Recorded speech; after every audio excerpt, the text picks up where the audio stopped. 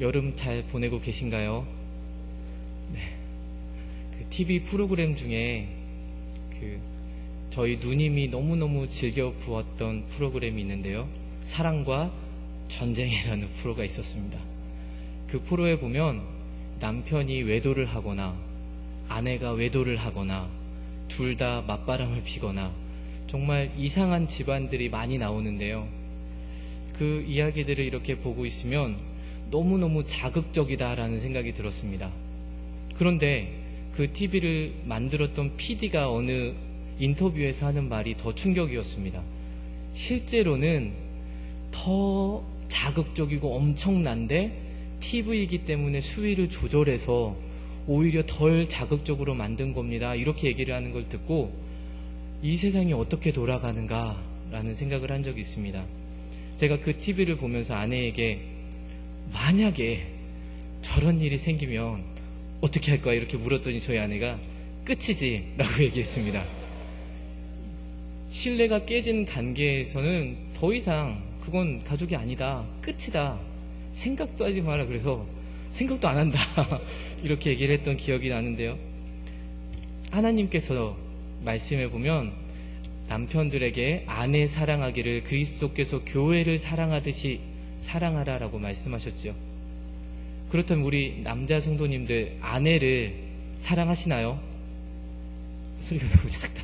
큰일 났다. 네, 다시 한번 남편 성도님들 우리 아내분들을 사랑하시나요? 네, 감사합니다. 네, 위기를 만들 뻔했습니다. 그런데 하나님께서 교회를 사랑하시는 그리스도께서 교회를 사랑하시는 그 마음이 어떠한가? 하나님이 하나님의 백성을 얼마나 사랑하시는가? 이 마음에 대해서 호세아에서 너무너무 잘 나오고 있어서 오늘 말씀을 호세아에 있는 본문으로 정했고요. 오늘은 포기하지 않는 사랑이라는 제목으로 함께 말씀을 나누려고 합니다. 먼저 호세아 1장 1절은 호세아의 사역의 시기에 대해서 말해주는데요. 호세아는 남유다의 왕으로 우시야와 요담과 아하스를 거쳐 히스기야가 왕이 되었던 시대, 그리고 북이스라엘은 여로보암이 왕이 되었던 시대를 사역했던 선지자입니다. 예수님이 태어나시기 전 한 700에서 800년 전쯤이고요. 호세아는 북이스라엘 출신으로 북이스라엘을 향해서 심판과 회개를 선포했던 선지자입니다. 많은 선지자들이 있지만 북이스라엘에 그런 사역을 했던 선지자가 딱 2명 있습니다. 호세아랑 아모스 선지자입니다. 그런데 아모스 선지자는 남유다 출신으로 북이스라엘에 가서 사역을 했고요. 호세아만이 북이스라엘 출신으로 북이스라엘에 가서 사역을 했습니다. 이렇게 자기 출신의 고향의 나라에 가서 사역을 하는 그 호세아의 마음이 남달랐겠죠. 그런데 당시 북이스라엘의 상황은 6명의 왕들이 배신하고 배반하고 죽이고 모반하고 하는 과정 가운데 매우 혼란한 상황이었고요. 정치적으로 그렇게 불안한 상황 가운데 대외적으로는 아수르가 계속해서 공격하고 아수르의 세력이 점점 커가는, 제 소리가 좀 울리지 않나요? 네, 그런 상황 가운데 있었습니다. 이렇게 내부적으로도 불안하고 외부적으로도 계속해서 위협이 있는 이 상황 가운데 북이스라엘의 사람들은 그들의 종교 생활은 가나안 땅의 신이고 비와 농사를 주관한다라고 믿는 신 바알을 섬기는 일에 심취해 있었습니다. 지금껏 그들을 인도하고 돕고 함께 하셨던 여호와 하나님이 아니라 눈에 보이는 돌과 나무로 만들어진 그 바알을 놓고 숭배하면서 자기들의 번영을 기도했던 것이죠. 이런 내부적 외부적 상황 가운데 이제 하나님께서 호세아에게 말씀하십니다. 우리 1장 2절을 함께 읽을까요? 시작. 여호와께서 처음 호세아에게 말씀하실 때 여호와께서 호세아에게 이르시되 너는 가서 음란한 여자를 맞이하여 음란한 자식들을 낳으라. 이 나라가 여호와를 떠나 크게 음란함이니라 하시니, 하나님이 어떤 여자를 만나라고 하시나요? 음란한 여자를 만나라라고 하십니다. 어떤 자녀를 낳으라고 하시나요? 음란한 자녀들을 낳으라고 하십니다. 어떤 사람들은 하나님께서 몸을 파는 여자, 창녀에게 결혼해라, 창녀와 결혼해라 라고 말했다고 하는 사람도 있는데요. 여기서 이 음란하다는 표현은 성적인 문란함을 말하고 창녀라고 그렇게 몸을 파는 여자라고 지칭되어질 때는 특별한 경우에만 사용되는 단어입니다. 그렇기 때문에 여기서는 그저 고멜이라는 그 여자가 아직까지는 그런 몸을 파는 여자가 아니었다는 것을 알 수 있죠. 호세아가 여호와의 말씀에 따라 음란한 여자와 결혼을 합니다. 하나님께서 그 이유를 이 나라가 여호와를 떠나 크게 음란하였기 때문에 영적 음란함을 하나님께서 말씀하시는 것입니다. 그런데 여기서 한 가지 짚고 넘어가고 싶은 것은 호세아는 하나님의 말씀에 따라서 음란한 여자와 결혼을 합니다. 하나님께서 이 결혼을 통해서 이스라엘이 하나님을 떠나 우상을 숭배하고 영적인 음란함을 하나님께서 이 결혼을 통해서 보여주고자 하시는 것이죠. 그런데 여러분, 호세아는 어떻게 되는 건가요? 호세아의 인생은 어떻게 되는 건가요? 성경에 보면 아내를 잘 만나야 된다는 말씀이 너무너무나도 많이 있습니다. 그렇게 성경에서 계속해서 강조하고 제가 결혼을 해보니까 아내를 정말 잘 만나야 된다라는 생각이 저도 많이 들었습니다. 그런데 하나님께서 호세아를 통해 어떤 메시지를 전달하기 위해서 호세아를 부르셨는데 그의 인생을 망가뜨리시는 거 아닌가요?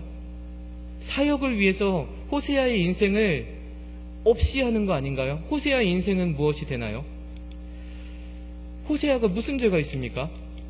하나님을 위해서 사역하는 그가 그의 인생을 들여 하나님께 헌신하였는데 하나님께서는 호세아에게 어떤 요구를 하고 계시는 건가요?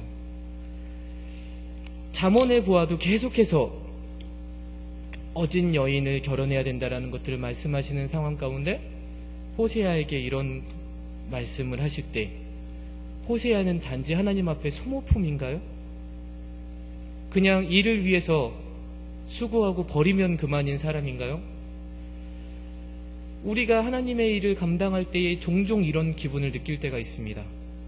하나님이 나를 사역으로만 몰아 넣으시는 것 같은 기분들, 나의 감정과 나의 기분과 나의 억울함과 나의 아픔은 전혀 돌보지 않으시고 일을 위해서만 하나님 나를 채찍질하시는 것 같은 기분들을 우리가 느낄 때가 있죠. 하나님 앞에 우리가 소모품으로 하나님 일만을 위해서 우리를 부르셨나요? 기쁨의 동산교회 와서 제가 너무나 놀랬던 것은 새 신자가 오면 뭐라고 부르나요? 새 사역자라고 부릅니다. 여러분, 하나님 앞에서 모두가 예배자이고 사역자인 것은 맞습니다. 그런데 하나님이 우리를 단순히 일을 위해서 하나님의 뜻만 이루기 위해서 우리를 그렇게 부르셨을까요?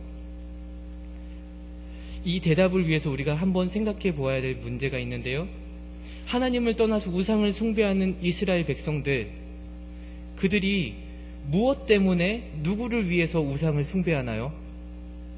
우상을 위해서 우상을 숭배하지 않습니다. 우상은 절대로 나를 섬겨라 라고 말하지 않고요. 누가 주인이 되라고 말하나요? 너가 주인이 되어라. 너를 위해 살아라. 네가 하고 싶은 너의 만족과 너의 평안과 너의 번영과 너의 기쁨을 위해 살아라 라고 말하는 것이 바로 우상입니다. 우상은 주인이 되지 않고 네가 주인이 되라 라고 말하는 게 우상이죠. 에덴 동산에서 하와에게 찾아온 사탄이 하나님 섬기지 말고 나를 섬겨라 라고 말했나요? 그렇지 않죠. 너가 저걸 먹으면 하나님처럼 될 거야. 너의 계획과 너의 인생을 찾아 네 마음대로 살아도 돼. 너도 그렇게 될 수 있어. 네 일을 위해서 살아라 라고 말합니다. 이렇게 계속해서 우상들이 말하고 북이스라엘에서 우상을 섬길 때에도 나의 만족과 유익을 위해서, 나의 번영을 위해서, 내 농사를 위해서 바알신을 섬기고 있는 것이죠. 우상이 말하는 한 가지는 누구를 위해서 살아라 라고 하는 건가요? 너를 위해서 살아라. 누구의 만족을 위해서? 너의 만족을 위해서 살아라 라고 말하는 겁니다. 출애굽기 20장 4절에 보면 하나님께서 우상을 만들지 말라고 말씀하실 때 너를 위하여 새긴 우상을 만들지 말라라고 말씀하십니다. 우상의 기본적인 개념은 나를 위한 것이죠. 그런데 선지자인 호세아, 하나님께서 너무너무 힘든 것을 말씀하셨습니다. 음란한 여인을 만나라라고 하신 거죠. 선지자가 거룩한 선지자가 음란한 여인을 만나면 사람들이 뭐라고 할까요? 그런데도 호세아에게 이런 말씀을 하실 때에 호세아에게 만약에 자기 의가 더 중요했다면 자기의 계획과 자기의 뜻과 자기의 만족과 안락함과 명예가 더 중요했다면 하나님의 말씀 가운데 순종하지 못했을 것입니다. 하나님, 이것은 아니잖아요. 전 선지자인데 이 거룩함을 포기하고 어떻게 음란한 여자를 만납니까? 하나님, 이것만은 제가 못하겠습니다 라고 말하지 않았겠습니까? 그런데 호세아에게 있어서, 그에게 있어서 그의 인생조차도 우상이 되지 못했던 것이죠. 그런데 호세아가 그렇게 자기 인생조차 우상으로 여기지 않았지만 마음 가운데 서운함도 있었겠죠. 마음 가운데 억울함도 있었겠죠. 불편함도 있었겠죠. 나도 행복하게 살고 싶다라는 마음도 있었겠죠. 그런데 하나님께서 호세아의 삶을 통해서 또 그 여인을 향하여서 호세아에게 하게 하시는 일들을 통하여서 호세아에게 알게 되어지는 건, 호세아가 깨닫게 된 것은 무엇인가요? 하나님의 사랑입니다. 내가 내 아내 때문에 이 찢어지는 마음을 갖게 되는 이 마음으로 하나님이 나를 사랑하시는구나. 하나님이 이 찢어지는 마음으로 이스라엘을 향하여 회복을 말씀하시는구나. 호세아에게 채워졌던 것은 하나님의 마음입니다. 얼마나 안타까워하시고 얼마나 마음이 찢어지는지 하나님의 마음을 계속해서 부어주시죠. 그런데 여러분, 하나님의 마음이 계속해서 부어지면 어떻게 되는 줄 아시나요? 하나님 앞에 서운하고 억울하고, 하나님 어떻게 제 마음에 저한테 이러실 수 있습니까? 했던 것들이 하나님의 아픔을 알게 되고 하나님의 사랑을 알게 되고 하나님의 그 찢어지는 마음을 알게 되면 하나님 앞에 오히려 이 민족을 향해서 기도하게 되고 오히려 하나님을 위로하게 되는 사람이 되는 것이죠. 호세아는 결국에 하나님의 마음을 가장 많이 아는 선지자지 않았을까라는 생각을 하게 되었습니다. 여러분은 어떠신가요? 우리가 하나님이 나의 주인이십니다 라고 고백하고 찬양합니다. 그런데 여러분의 어떤 계획과 생각과 좋은 뜻과 어떤 인생의 계획들, 아름다운 것들이 혹은 깨어질 때에, 혹은 하나님께서 그것들을 달라고 말씀하실 때에 하나님의 말씀보다 우리의 안락함이 더 중요하진 않나요? 내 자존심이 더 중요해서 하나님이 말씀하시는데 순종하지 못하는 우리의 모습은 있지 않을까요? 저는 결혼할 때에 결혼은 사역이 아니다 라고 말했습니다. 그래서 사역을 위해서 나는 사모가 될 사람을 만나지 않겠다 이렇게 말했습니다. 그런데 지금 제가 호세아를 묵상하면서 하나님이 정말로 원하신다라면 하나님의 뜻에 결혼까지도 맡기는 것이 종의 모습이지 않을까라는 생각을 해보게 됩니다. 여러분, 우리가 미처 우상이라고 생각하지 못하는 것들이 우리 안에 있을 수 있습니다. 그것까지도 오늘 이 시간 하나님 앞에 발견되고 깨어지는 시간이 되기를 바랍니다. 하나님의 백성은 하나님의 말씀과 하나님의 뜻과 하나님의 생각이 나의 가장 좋은 것보다 우선되는 사람인 줄로 믿습니다. 이제 이스라엘 백성들이 우상을 섬기기는 했습니다. 그런데 여러분, 우상만 섬겼는 줄 아십니까? 이스라엘 백성들은 우상만 섬기지 않고 우상과 함께 하나님도 섬겼습니다. 그리고 그들은 하나님과 우상을 겸하여서 섬겼습니다. 2장 11절에 보면 내가 그의 모든 희락과 절기와 월삭과 안식일과 모든 명절을 폐하겠고 라고 하나님 말씀하시는데요. 그들이 이런 걸 다 지키고 있었다는 것이죠. 또한 5장 6절과 6장 6절에 보면 그들이 양떼와 소떼를 끌고 와서 여호와를 찾으러 갈지라도 나는 인애를 원하고 제사를 원하지 않으며, 하나님이 계속 제사를 원하지 않는다, 그들이 이런 것들을 드려도 내가 받지 않겠다라고 말씀하시는 것은 이스라엘 백성들이 예배를 드렸습니다. 제사를 드렸습니다. 하나님 앞에 절기를 지키고 11조를 드렸습니다. 그런데 이것이 하나님께 드려지는 것이 되지 않았다라는 것이죠. 계속해서 말씀을 보면 참 하나님의 말씀을 가르친 제사장들조차도 윤리적으로 타락해버려서 하나님께 예배드리는 제단 옆에 바알신을 섬기는 제단이 함께 있었습니다. 하나님은 분명히 나 이외에 다른 신을 섬기지 말라 하셨고 내가 참 신이다 말씀하셨고 내가 왕 중에 왕이다 말씀하셨는데 이스라엘 백성들은 하나님과 바알을 함께 섬기면서 우리가 하나님을 섬기고 있습니다 라고 말하고 있었던 것이죠. 그런데 하나님 앞에서 이것이 얼마나 하나님을 무시하고 업신여기는 행동입니까? 교회가 하나님의 말씀을 전하죠. 하나님의 말씀을 따라 사는 사람들이 모인 공동체가 교회입니다. 그런데 교회 안에 세상의 가치관과 세상의 계산기가 들어와 있으면 그것은 하나님을 업신여기는 행동이 되는 것입니다.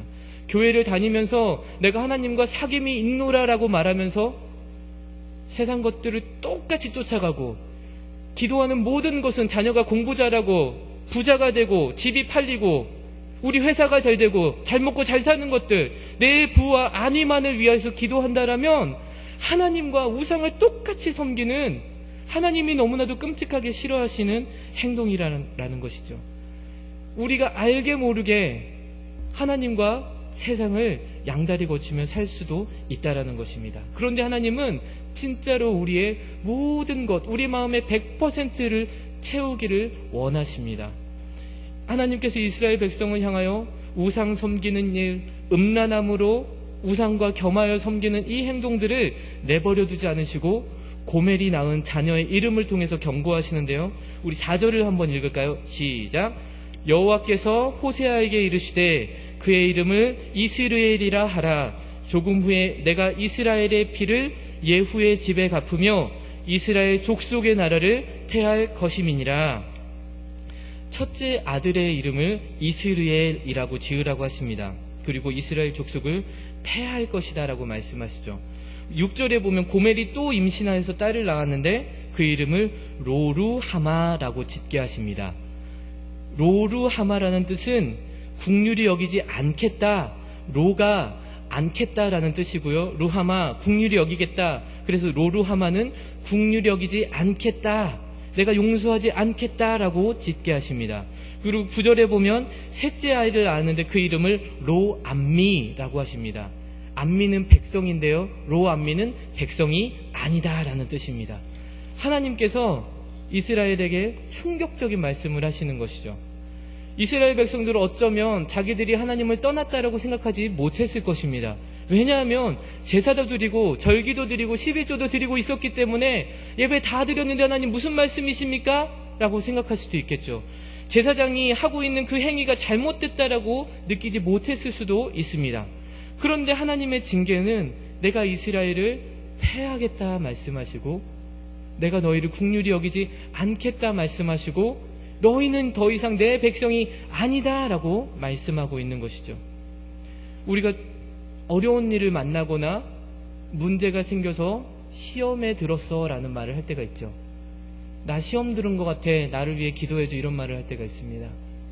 그랬다가도 이렇게 교회 잠깐 빠졌다가 다시 오기도 하고, 마음이 힘들어서 떠났다가 돌아오기도 하고, 주를 멀리 떠났다 다시 돌아오기도 합니다.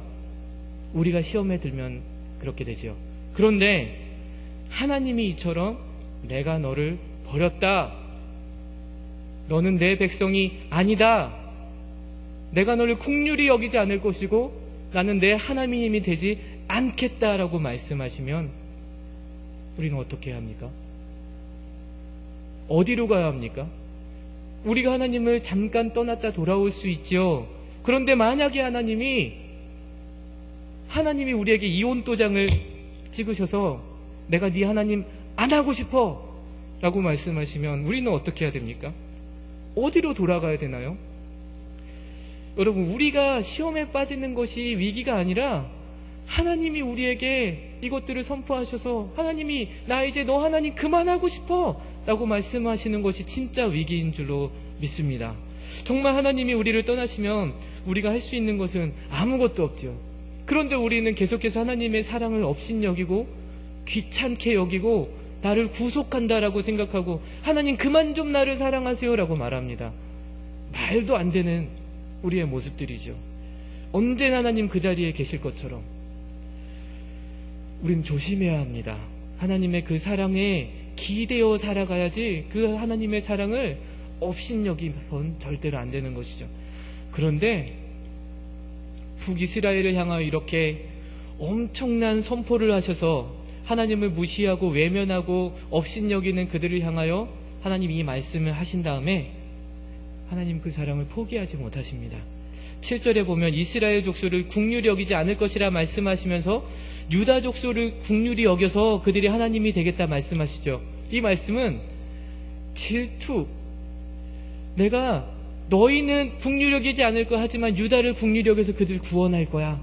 이 말을 통해서라도 이스라엘 백성들이 하나님, 우리 하나님도 돼주세요, 용서해 주세요 라고 하기를 원하시는 것이고요. 하나님은 질투를 통해서라도 그들이 하나님께로 돌아오기를 원하셨던 거죠. 하나님의 진심은, 호세아를 통해서 하나님께서 말씀하시는 그 진심은 계속해서 다른 남자를 사랑하고 호세아가 가지고 온 물질을 가지고 다른 남자에게 줘버리고 계속해서 음행을 쫓아가는 그 여인을 향하여서 호세아가 아픈 마음을 갖고서 하나님의 그 아픔을 알기 원하셨고, 이 뒤쪽에 보면은 이제 하나님께서 3장 1절에 그 몸을 파는 여인이 되어버린 그 고멜에게 은 15개와 보리 한 호멜 반으로 그 여인을 다시 사오라고 하십니다. 하나님께서 얼마나 간절하게 하나님을 떠나 우상을 섬기는 그 이스라엘이 돌아오기를 원하시는지, 너희가 돌아오기만 하면 내가 받기를 원한다, 내가 너희들 모든 죄를 다 용서해주기 원한다라는 그 하나님의 마음으로 하나님께서 호세아를 부르시고 말씀하셨던 것이죠. 그 이스라엘에게 그 하나님의 그 뜨거운 심정, 그 뜨거운 사랑을 알게 하시려고 호세아를 일하게 하셨던 것입니다. 그리고 3장 2절에 보면 호세아가 다시 속전을 두고 아내를 데려오는 것처럼 하나님께서 궁극적으로 이스라엘을 다시 회복하겠다라고 말씀하시고 그의 남편이 되어주겠다라고 말씀하십니다. 그래서 이제 다윗 왕가를 통해 궁극적으로 오시는 그 예수 그리스도 메시아를 통해서 이스라엘을 완전하게 회복하실 것들에 대해서 다시 한번 말씀하시죠. 그리고 그 은총 가운데 나아갈 것을 말씀하시면서 새 자녀의 이름을 다시 불러주십니다. 이스라엘은 처음에 멸망을 상징하는 말이었죠. 그런데 이제 하나님께서 심으신다라는 뜻으로 그들을 불러주십니다. 그리고 두 번째 이름 로르하마, 하나님이 긍휼히 여기지 않겠다라는 그 이름 가운데 로를 제거해 버리시고 내가 너희를 불쌍히 여기겠다, 긍휼히 여기겠다, 루하마라라 라고 말씀하시죠. 그리고 이제 세 번째, 그래서 내가 그들을 다시 나의 백성 삼겠다 하시며 루하마라고 그리고 암미라고 부르게 하십니다. 하나님의 백성을 향한 하나님의 사랑은 포기하지 않는 사랑, 아니 포기할 수 없는 사랑입니다. 그리고 하나님의 신부된 교회를 향한 하나님의 사랑 역시, 저와 여러분이 향한 하나님의 사랑 역시 포기하실 수 없는 사랑입니다. 그리고 그 품에 안겨 기쁨과 평안을 얻기를 하나님은 간절히 바라시죠. 하나님의 사랑 이야기가 바로 이 호세아를 통해서 드러나고 있습니다. 여러분, 우리가 하나님을 떠날지라도 하나님은 우리를 절대로 포기하지 않으십니다. 우리가 가끔은 귀찮게 여기고 가끔은 하나님의 사랑을 오해하기도 하고 심지어 과학이 발달하면서 하나님이 없다라고 말하고 예수님의 그 사랑에 대해서, 그 십자가에 대해서 말도 안 되는 소리들을 하면서 비방하고 모욕할지라도 하나님은 언제나 하나님의 선택한 백성들을 포기하지 않으시고 사랑하십니다. 기다리십니다. 우리가 자녀를 향하여, 가족을 향하여, 또 물질을 향하여, 성공을 향하여, 다른 나의 마음의 우상들을 향하여 나아갈 때라도 하나님은 계속해서 기회만 되면 하나님의 사랑을 보여주시고 알게 하셔서 그 우상을 버리고 다시 하나님께로 오기를 날마다 기다리시는 하나님이십니다. 비록 하나님은 백성들에게 심판을 선언하기도 하십니다. 징계를 내리기도 하시지요. 하지만 그 징계나 심판이 하나님의 사랑이라는 것을 우리는 알아야 합니다. 그 사랑을 알 때에 우리가 할 수 있는 단 한 가지의 고백은 우리 호세아 6장 1절에서 3절을 우리 천천히 한번 같이 읽어볼까요? 하나님이 우리를 향하여 부르시고 그 사랑을 알게 하실 때 우리가 하나님께 고백해야 하는 고백입니다. 시작. 오라 우리가 여호와께로 돌아가자. 여호와께서 우리를 찢으셨으나 도로 낫게 하실 것이요 우리를 치셨으나 싸매어 주실 것임이라. 여호와께서 이틀 후에 우리를 살리시며 셋째 날에 우리를 일으키시리니 우리가 그의 앞에 살리라. 그러므로 우리가 여호와를 알자. 힘써 여호와를 알자. 그의 나타나심은 새벽 빛같이 어김없나니 비와 같이 땅을 적시는 늦은 비와 같이 우리에게 임하시리라 하니라. 아멘. 사랑하는 여러분, 외부의 위협과 내부적인 어려움 가운데 북이스라엘이 의지해야 하는 것은 하나님이었습니다. 왜냐하면 아수르도 어려움도 단지 그들이 하나님께로 돌아오게 하려는 하나님의 도구일 뿐이기 때문입니다. 우리에게도 어려운 상황들이 있습니다. 특별히 우리나라는 대외적으로 많은 어려움들을 겪고 있고 내부적으로도 혼란한 가운데 있지요. 경제적으로도 최저임금제 이런 것들 때문에 경기가 많이 침체되어지고 또 너무 더워서 이런 것들 때문에 경기가 많이 안 좋은 상황 가운데 있습니다. 이런 어려움들, 우리 안에 있는 어려움들, 아픔들이 있을 때 많은 사람들은 안정을 위해서, 평안함을 위해서 열심히 공부하고 주일까지도 빼먹고 학원에 가면서 공부하고 주일까지도 일하고 자기의 그 안전을 지키기 위해서 내 마음의 그 평안을 쫓기 위해 살아갑니다. 그런데 이 어려움과 아픔과 문제가 있을 때 우리가 나아가야 될 분은 우리를 아시고 우리를 사랑하시고 우리를 포기하지 않으시는 하나님이신 줄로 믿습니다. 그 하나님만이 우리를 그 문제 가운데 건지실 수 있고 하나님만이 우리를 완전하게 사랑하시기 때문입니다.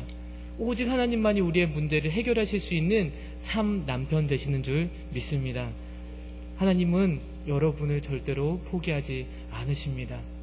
우리 안에 있는 우상들 깨뜨리고 하나님께로 돌아가며 하나님을 힘써하는 저와 여러분 되시기를 간절히 바랍니다.